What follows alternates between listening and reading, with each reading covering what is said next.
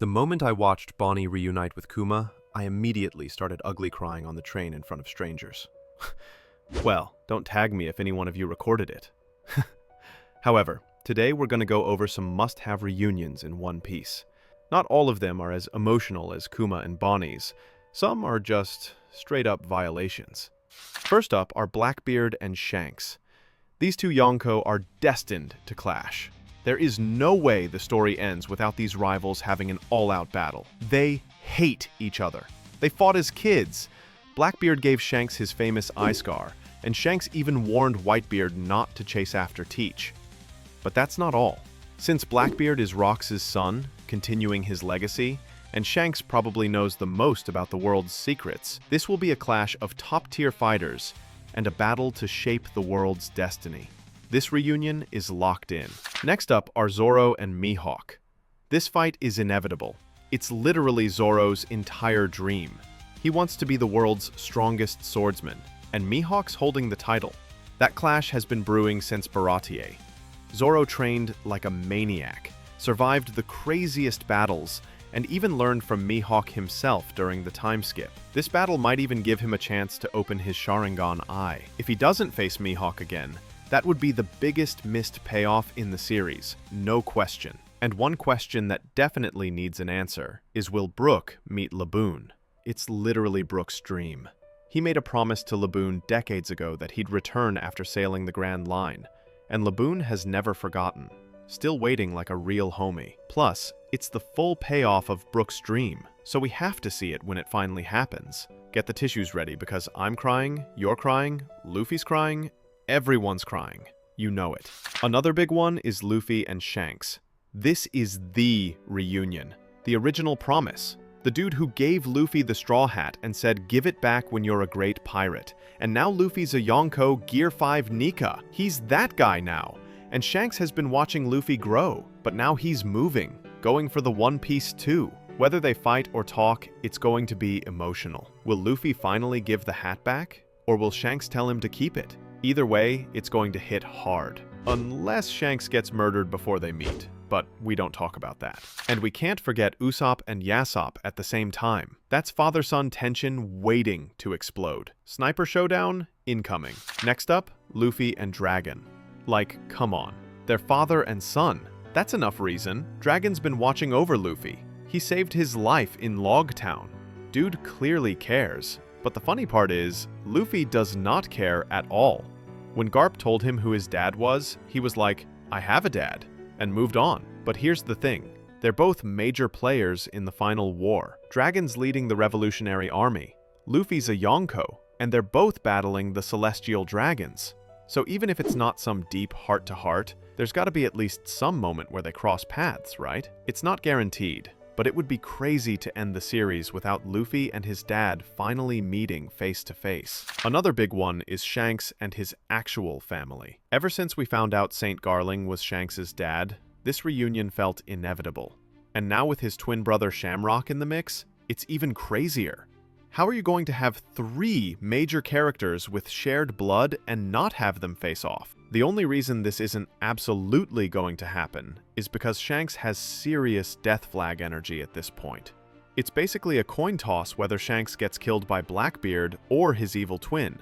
But assuming he survives, this reunion is basically a lock. We need to see how the strongest Yonko reacts to his family trying to destroy the world. Next up is Luffy and Garp. Honestly, Garp's always felt more like Luffy's real dad than Dragon ever did. He raised him, kind of trained him, and has always been one of the few people who could knock sense into him. When we heard Garp got taken by Blackbeard, a lot of us thought Luffy might charge in to save him. And if Luffy finds out what happened, he still might. Happened. But that's the scary part. There's a real chance Garp doesn't make it out. He's in deep trouble. And if he goes down before Luffy gets to him, this reunion might never happen. Kobe and Luffy. It's basically guaranteed, but isn't strictly necessary for the plot. Kobe was literally the first person Luffy met on his journey on day 1, and Kobe was the first one Luffy inspired to follow their dreams. Of course, that dream was to become a Marine Admiral. So, picture this. Luffy saves the world. The war's over, and instead of running, he turns himself in. Total Roger vibes. And the one waiting to take him in is Kobe.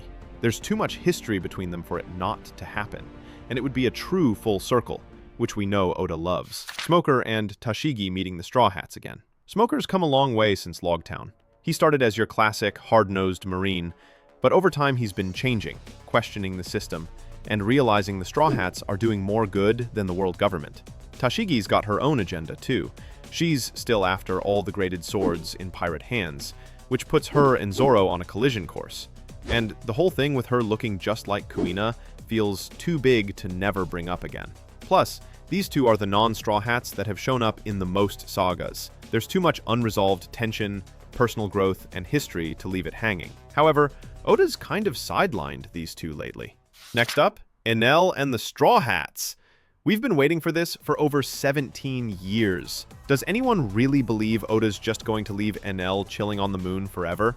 Nah, no way. He gave Enel such a big role in his cover story for a reason. The dude's got to come back down and shake things up with ancient moon technology or something. This one's definitely going to happen. Can't wait to see what madness he brings. One of the most important ones, Vivi and the Straw Hats. This feels like it might happen pretty soon. Vivi's been traveling with Big News Morgans after escaping Marie Joie, and we don't really know where she's headed. But she sent the Straw Hats a secret message in the newspaper, and it's clear she's going to play a big role in the final war. Remember, she's the descendant of Nefertari D. Lily, the one Emu seems obsessed with. Plus, she's basically an honorary Straw Hat. So even if they don't have to meet again, it's pretty likely they will. And speaking of old companions, Luffy and Sabo are a must. Come on, if there's one person Luffy's got to see again, it's Sabo. They're not just friends, they're brothers. And after everything with Ace, that bond means everything. Sabo even came through in Dressrosa and saved his life. Now they're both huge players in the endgame. Luffy's a Yonko, and Sabo's second in command of the revolution. So it makes sense they'll cross paths, but there's always that tiny fear Oda might hit us with another heartbreak. You never know with Sabo. Now, if we need another fearsome clash, Kuzan and Akainu absolutely need to run it back. That whole Punk Hazard duel was one of the most important fights we never saw. Now we've got Kuzan rolling with Blackbeard, but you know he's still figuring out where he stands. So I think there's a rematch with Akainu that should happen. But this time, I want to see Kuzan go in fully knowing what he believes. No hesitation, no doubts. Just a full-on ice versus magma fight during the final war. Now, the meet between Rayleigh and Skopper Gaban would be interesting. These were the two wings of the Pirate King, both legends in more ways than one. If they team up again in the final saga, I'm losing it. Imagine them showing up to help Luffy and casually wiping the floor with some final war threat. Would it be necessary to the plot? Maybe not. Do I care? Not at all. I just want to see these two legends throw down one more time to fulfill Roger's dream. Next up, Shanks and Loki. Apparently, Shanks captured Loki 6 years ago while he was rampaging and chained him to the Atom Tree in Elbaf. Like, what? You're telling me we had a full-on Yonko-level clash and never heard of it until we got to Elbaf? The event that made Shanks into a Yonko was total off-screen madness. Since Loki's been locked up, he's been holding that grudge like it's personal. So if he ever gets free, you know he's coming for Shanks. Kaku and Stussy. Did you see these two in Egghead? The sparks were definitely flying. So even though Lucci reported Stussy was dead, I really hope she's not. So the square-nosed secret agent can finally find someone to hang out with besides Dark Emo. Boy, Lucci, if you want to talk about romance, can we get Sanji some love? There's only one woman who has ever truly wanted to be with him. Charlotte Pudding, my man, even got a kiss even though his memory was erased. So please, Oda, bring these two back together and give Sanji the true love he deserves. Pudding and her family remember how Pudding got snagged by the Blackbeard pirates. Yeah, that's still hanging over our heads, so the Big Mom crew will gear up to get her back. But beating the Blackbeard pirates to rescue her is going to be tough. They're keeping a closer eye on her than people like Kobe. Plus, the Big Mom pirates aren't exactly known for being very good at doing well at anything. So will it happen? No promises, but I'd love to see that family drama explode. Next up is Sanji and his siblings. After they helped Sanji escape Whole Cake Island, it would be cool to see a final reunion. Not for hugs and forgiveness, but to see if there's any chance for real reconciliation. Honestly, I just want to see Reiju again. There, I said it. Forget Judge, though. Seriously, Sanji and his dad don't ever need to speak again. That guy can stay in the worst father of the year club permanently.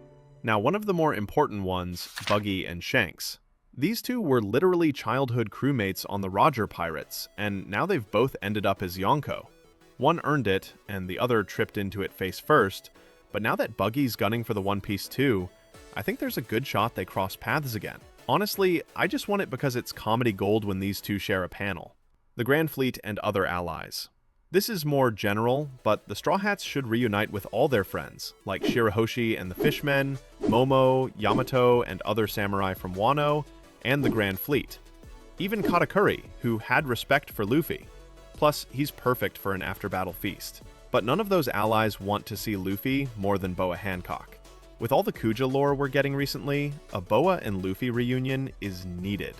The Pirate Empress literally wants to marry the Straw Hat Captain, so she'll definitely support him before the end.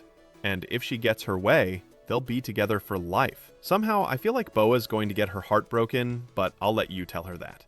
And finally, one of the fan favorites, Mr. Tubon Clay. Man is the ultimate ride-or-die dude who stayed behind in Impel Down just to let Luffy escape. Now he's the queen of Nukama Land, but after everything he did for Luffy, he deserves at least one more scene. I don't care how chaotic the final war gets, give me 5 seconds where they see each other and strike that friendship pose one last time. So, I guess we've got them all, haven't we? Comment down if I missed something. Peace.